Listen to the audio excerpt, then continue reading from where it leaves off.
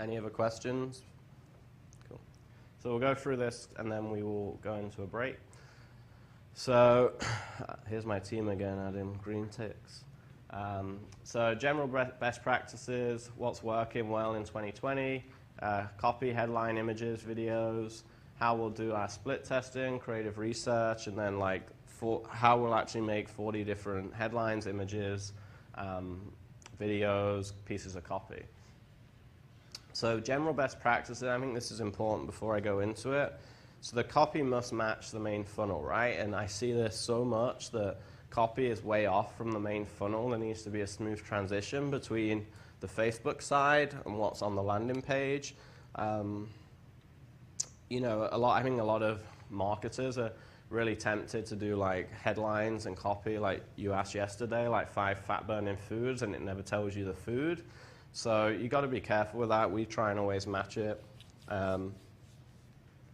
I think you guys already know, like, embrace testing, right? So I said we test. We probably launch with a couple of hundred ads in the first month or two.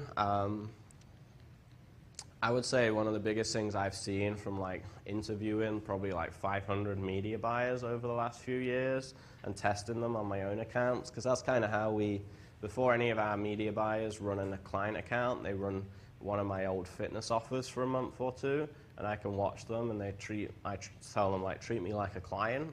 And like, we only have 4 in-house media buyers and I've interviewed like 500, so that shows you how hard it is to get good media buyers. A lot of them just don't test, right? They throw up like 5 ads to audiences and go, yeah, the account's going now. So we're really big on testing. I've seen this with big agencies, like famous agencies in our space. I've took over accounts and they've had a couple of audiences and interests and images.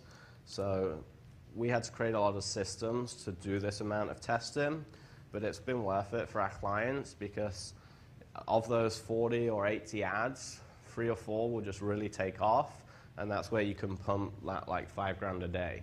And without testing enough, we may never have found those 2 or 3 winners, right? And we might be kind of spinning our wheels. So try and test more, like out the gate.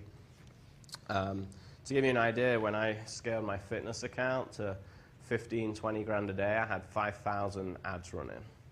So there was a lot of monitoring. Like, it was a full-time job monitoring that account. So when you're writing the copy, like, speak to your audience and speak like them. One of the coolest things we did last month for a few clients was we wrote them a survey, which they sent out to their buyers list, and they got a gift card for like completing the survey. And you know, one account we got 500 like surveys back because it was a big account, and like the amount of information we got in there was unreal. It was so mind-blowing for the business owner. He had never done it. And even for us, it was a health and fitness offer, and I know that industry really well. But it was just like little things I didn't think of, right? So it was a health and fitness offer, and 70% of them had done Weight Watchers. So now we've created an advertorial of like what diet to do when Weight Watchers fails you, right? And that's such a cool hook if 70% of those buyers have done Weight Watchers. And no one would have ever thought of that one hook, right, without that survey. And I'm super excited to run that. And there's lots of like their favorite cheat meal or snack was Skittles, the candy. And it's like, you know, so we could run an ad like always craving Skittles, you know, or something like that. So there's lots of little things in there you'd never think of. So surveying's really cool to get that copy out. I would encourage you to do that for your clients or your own brand, like, because you don't know your own brand. Like I still learn stuff now about my fitness audience 7, 8 years into this. Copy should try and match the image right. So sometimes, you know, the copy and the image can be used as an attention grabber, but I think you need consistency amongst your ads. Like sometimes I see images that make like totally different to the copy, and I think that while the image will stop someone, I think your click-through rates will be much lower if there's a disconnect there. You know, people know what ads are now, right? When people ask me what I do for business, I'm like, you know those Facebook ads you see? I run a lot of those. People are like, oh, I hate you. You know, everyone hates ads now, right? So just, I think, you know, 3 years ago, you could trick people with cool images and different headlines that went through to random pages. Whereas now I think Facebook wants brands that are like truthful and clean, and I think users do too, because you can only trick a user for so long. Like, they're going to get through to your funnel. All the fake scarcity countdown timers stuff worked 3 years ago. Like, a lot of my family that have no clue about marketing know what an upsell is now. They don't know what it's called, but I'm like, you know, when you buy something, you get shown other stuff. They're like, yeah, I hate that. So we still do it, and I think they're good. But again, like, trying to make it more genuine versus like kind of markety is going to help. Strong headlines. So we test headlines a bunch. Like, some of our ads, we'll test like 5 different dynamics just for one offer. So we'll test 25 to 30 headlines for just one kind of offer, right? So one supplement bottle, one different ebook. We'll test 30 headlines. And I think headlines and images are going to move the needle a lot on your cost per click and click-through rate. Relevance score is important. Like I said, Facebook is more and more pushing like Facebook being a platform that their users enjoy. They've said that's their big focus. So if you have low relevance scores, you're more likely to get the account banned, and they're going to punish you for CPAs. Strong and catchy call to action. So I look at a lot of copy on ads. A lot of copy starts strong. It has a good image, but then it's like the copy gets really weak later on. So try and keep the copy really strong and finish really strong. And then controversy and curiosity are like our best performing ads, always, okay? So I would always try and throw some curiosity in there, and always throw in some controversy, as long as you can do it without, you know, really annoying people or offending people. Find that happy medium. But some of our best ads that we've spent thousands on are pretty controversial in some safe way. Can you give some context to that, like an example of what a controversial ad might be? So one of our best ones was for stock trader. So it was like how to do home trading, and it was and the copy like explained this, because it does sound very blunt at first, but it was the picture of the owner with his wife on the computer, and it was like, trading's so easy my wife can do it. Okay, and then we went in and said, actually, a lot of my most successful clients are women because they have better attention to detail, and the point was it's so easy that like I showed my wife it in half a day, but it still got like crazy engagement, crazy scale, so stuff like that, you know, and you can be like super bold in the headline, but then explain it in the text, so you're not being a dick to people. I think stuff like that works really well. I'll think of some at lunch and give you some more examples, but we got a lot where we try and be creative, yeah. Any other, yeah? When you're running 5,000 ads a day, do you have someone monitoring every single ad? Yeah. So I would monitor the account still, like I was running the account. Like the creative. Yeah, so we would have, even though we were running 5,000 like ads and ad sets a day, there was probably 20 creatives that were like our 80-20, right?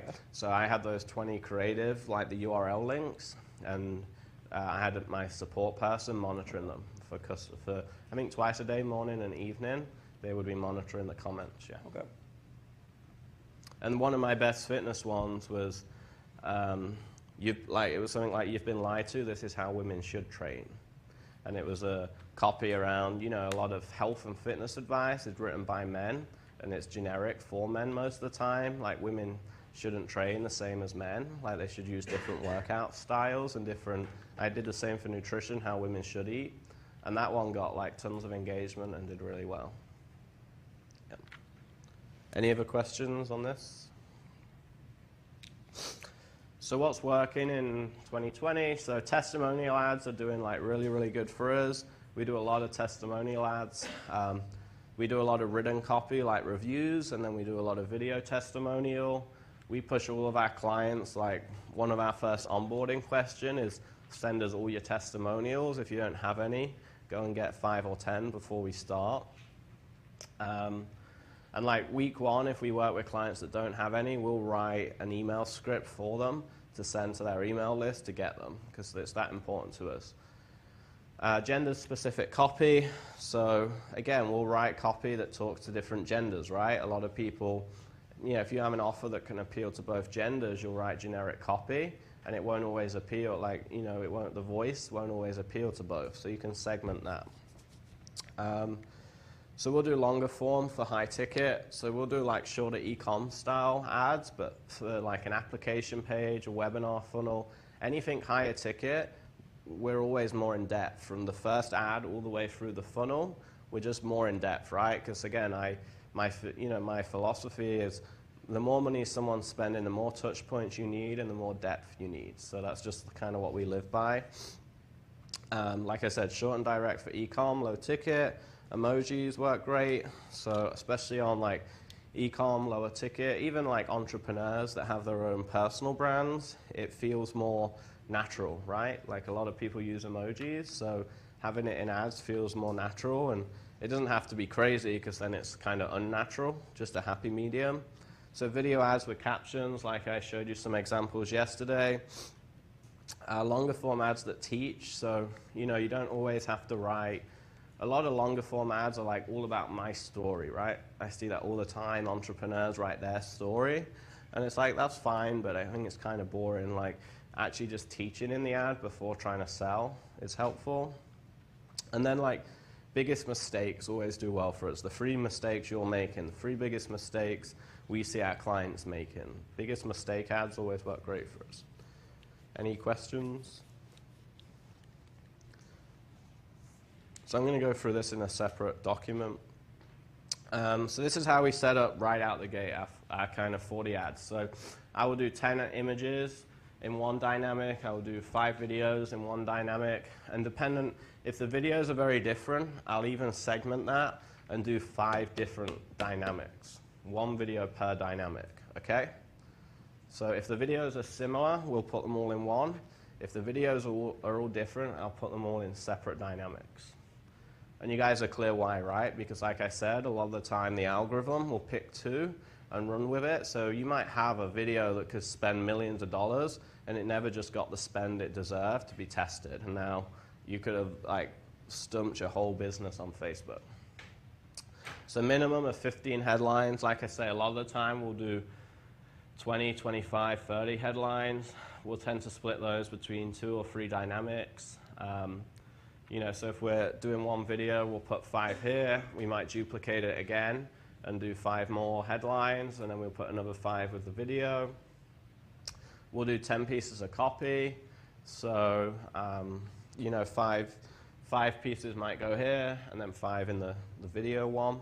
And we'll sometimes do more. It just depends on the client's budget and how many offers they have and how many unique angles and hooks. We'll push them to around 5 audiences. If we're going to do more segmenting, up to 10. Like I said, I'm trying to go broad more these days.